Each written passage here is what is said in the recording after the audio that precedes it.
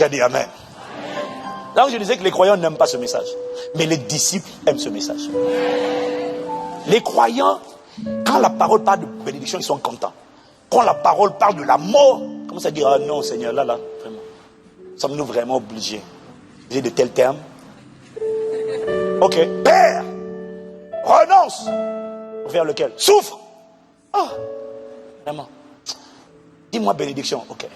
Ouais, d'accord. Ça c'est pour les croyants. Les disciples, ils aiment le mot. Ils aiment la mort. Renoncement. L'un disciple, dis avec moi un disciple. Donc cette parole n'est pas dure pour les disciples. Parce qu'un disciple, c'est pas quelqu'un, m'a dit le Saint-Esprit, qui est déjà mort. Non. Un disciple, c'est quelqu'un qui est déjà mort. Un disciple, c'est quelqu'un qui a accepté d'abandonner ce qu'il avait. Son ancienne manière de vivre, afin de suivre son maître. Le disciple, c'est pas celui qui est déjà mort, mais c'est celui qui a décidé de renoncer, d'abandonner. Et alors qu'il renonce et qu'il abandonne pour suivre son maître, en suivant son maître, première chose qui va se passer, en suivant le maître, en obéissant à son maître par la qualité, la nature de ses instructions, va l'emmener à mourir, à renoncer à lui. Son maître va lui dire de faire des choses auxquelles il n'était pas habitué. Son maître va lui dire de faire des choses que son âme n'aimait pas faire. Mais comme il veut suivre le maître, il va quand même devoir le faire, même s'il n'a pas envie de le faire. Et en faisant ce qu'il n'a pas envie de faire, il est en train d'apprendre à mourir à moi. Ça, c'est la première chose qui va se passer. En suivant, il va mourir dans le chemin. Et qu'est-ce qui va se passer? Il va mourir à son ancienne vie, son ancien caractère. Et à force de suivre son maître sur les traces, il va finir par développer le même genre de caractère. Et il va finir par ressembler et par faire exactement ce que son maître fait, comme Josué a fait avec Moïse, comme Élisée a fait avec Élie, comme Timothée a fait avec Paul, comme les disciples ont fait avec Jésus. Le disciple n'est pas parfait au départ, mais il a accepté de renoncer. Et dans le cheminement où il laisse tout pour le suivre, il y a un transfert qui s'effectue. Et en fait, à force de le suivre, la vie de son maître deviendrait également sa vie à lui.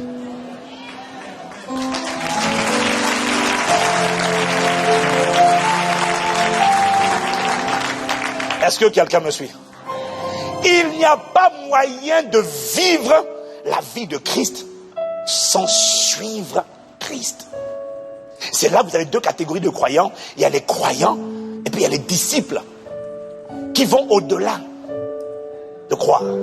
Est-ce que quelqu'un me suit? On en a déjà parlé, mais on va le relire encore. Jean chapitre 8, versets 30 à 32. Jean chapitre 8, versets 30 à 32, version du Semeur. Pendant qu'il parlait ainsi, beaucoup crurent en lui. Alors Jésus dit aux Juifs qui avaient mis leur foi en lui: si vous vous attachez à la parole que je vous ai annoncée, vous êtes vraiment mes disciples. Vous connaîtrez, vous ferez l'expérience de la vérité, et la vérité fera de vous des hommes libres. Quelqu'un dit Amen. Donc vous voyez, on en a déjà parlé, on en reparle encore aujourd'hui. Le Seigneur distingue les croyants des disciples. Et les croyants, me disait le Saint-Esprit hier, les croyants sont comme ce jeune homme riche qui est venu voir Jésus et qui lui a demandé: bon maître, que puis-je faire de bon pour avoir la vie éternelle? Jésus lui a donné, lui a dit: voilà, obéis au commandement, fais ci, honore ton père et ta mère, voilà. Et puis le gars a dit: mais j'ai déjà fait ça. Ça c'est le croyant. En fait, le croyant, tout ce qui l'intéresse, c'est avoir ou recevoir la vie éternelle dans son esprit. Est-ce que quelqu'un me suit? Est-ce que quelqu'un me suit? Le problème, c'est que Jésus ne veut pas te donner la vie éternelle. Parce que s'il te donne la vie éternelle aujourd'hui et que tu dois vivre 50 ans, rien ne dit que la vie que tu as reçue aujourd'hui, tu vas la garder pendant les 50 ans. Parce qu'une chose que j'ai apprise de la vie, c'est que dans la vie, quand tu n'avances pas, tu recules. Si tu reçois Jésus et que tu ne suis pas Jésus, tu vas finir par reculer et par rétrograder. Tu ne pourras jamais rester statique au même endroit. Non, parce que la vie que tu as reçue sera combattue par le monde, combattue par les démons, combattue par le péché, combattue par la la chair. Tu seras combattu. Cette vie-là, pour la garder, tu n'as pas d'autre choix que de te mettre en mouvement et de suivre Jésus. Oh.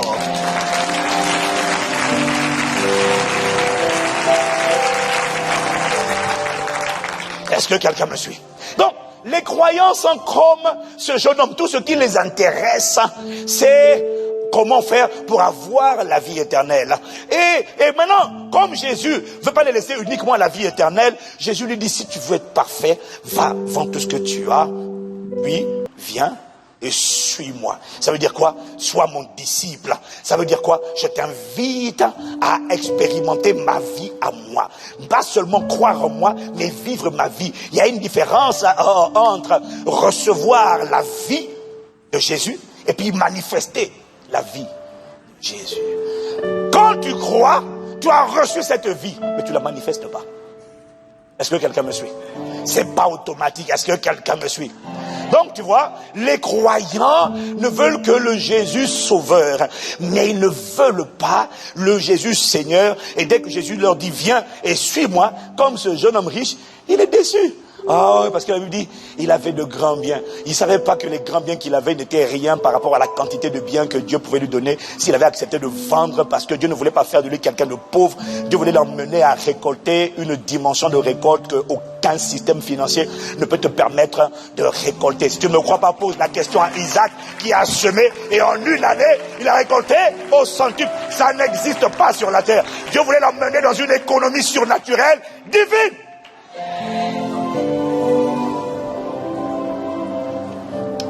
Est-ce que quelqu'un me suit?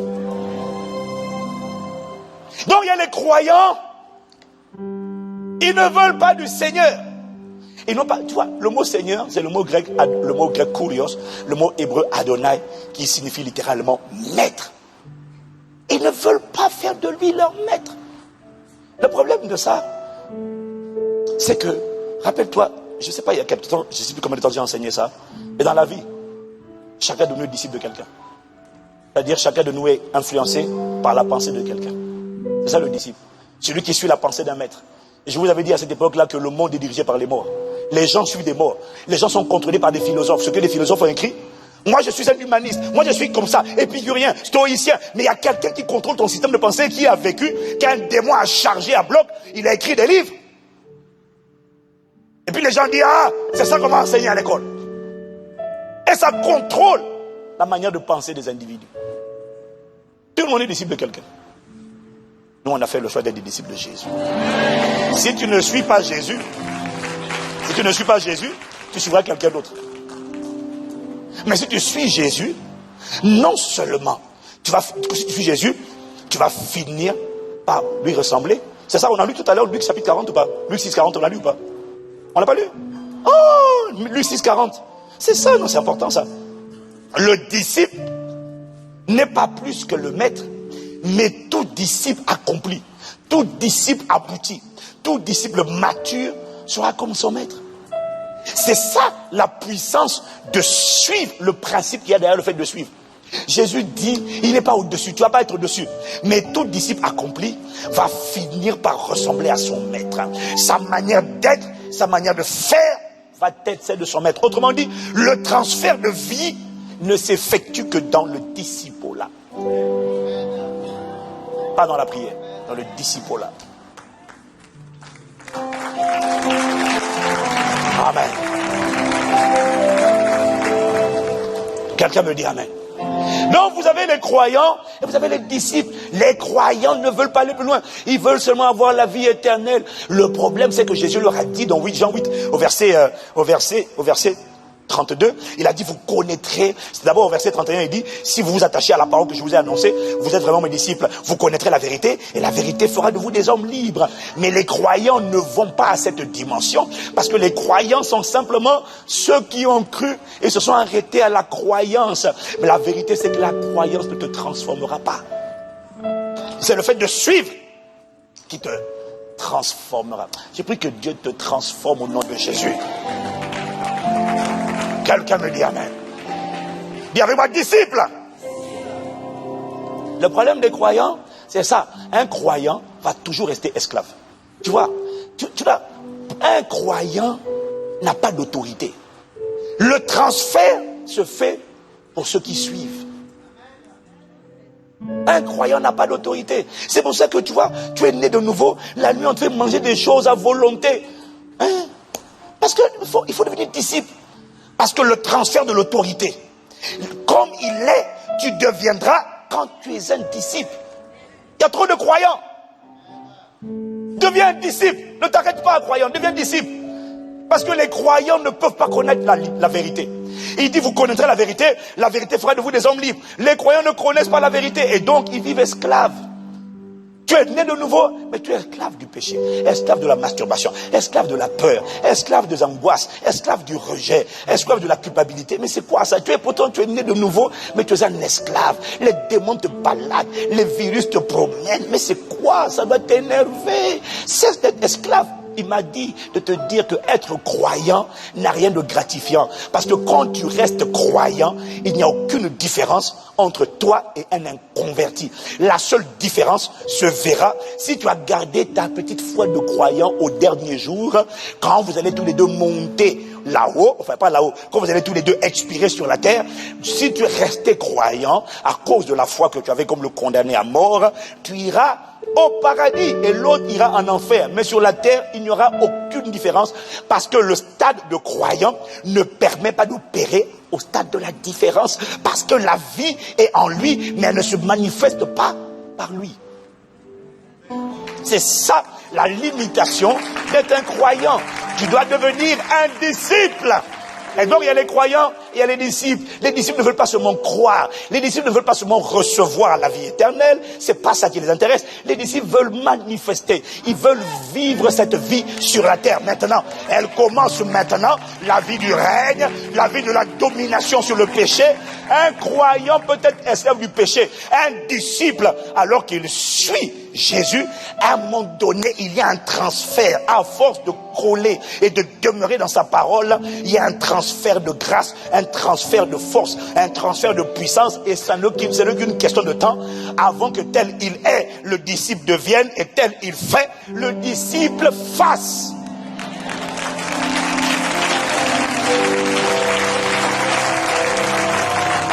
Lorsqu'il a dit, ceux qui croient en moi feront les œuvres que j'ai faites, ils en feront même des plus grandes. Il ne parlait pas des croyants, il parlait des disciples, de ceux qui suivent.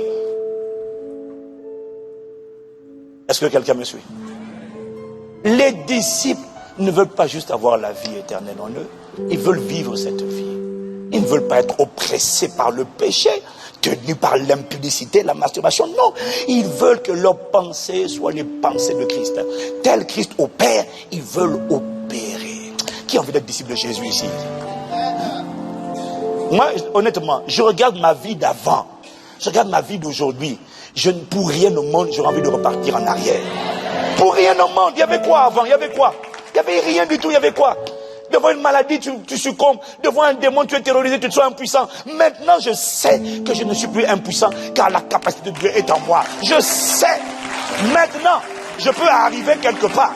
Je peux arriver quelque part et dire, je n'ai ni or ni argent. Quelqu'un est en train de paniquer, quelqu'un a un problème. Je dis, non, il n'y a pas de problème. Ce que j'ai, je te le donne. Parce que j'ai une vie supérieure. Je peux maintenant commander au nom de Jésus. Je peux faire taire des voix qui tourmentent les gens. Ah! Aujourd'hui, je peux devenir une solution. Je peux commander au matin. Ma vie n'est plus une vie d'accident. Non. Ma vie est une vie où tout est calculé et prémédité. C'est-à-dire que la protection est préméditée.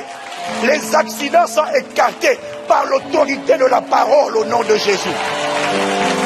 Quelqu'un me dit amen.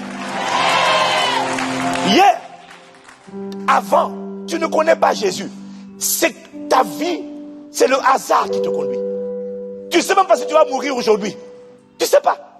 Parce que tu n'as pas de protection.